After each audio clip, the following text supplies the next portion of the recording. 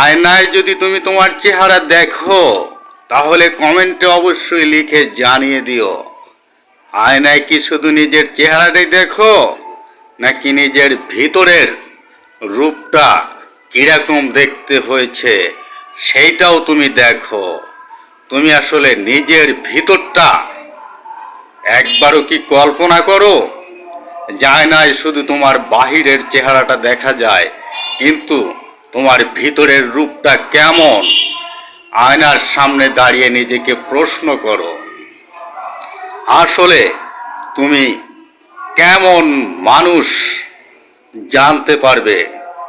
একবার এই আয়নার সামনে দাঁড়িয়ে শুধু নিজের বাহিরের চেহারাটা দেখো না, ভিতরটা দেখো।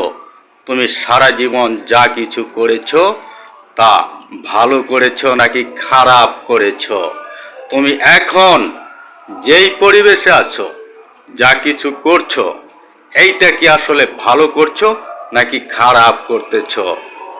তুমি দুনিয়াতে সবার সামনে প্রকাশ্যে ভালো সেজে থাকলেও চুপি চুপি এই আয়নার সামনে দাঁড়াও এবং দেখো এবং নিজেকে প্রশ্ন করো, তুমি আসলে এই যা কিছু করছো এটা ঠিক নাকি ব্যাঠিক?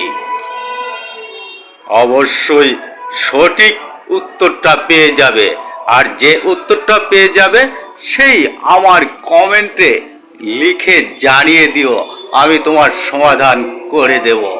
হ্যাঁ, কথা দিচ্ছি, আমি তোমার কমেন্টের অবশ্যই রিপ্লাই দেব।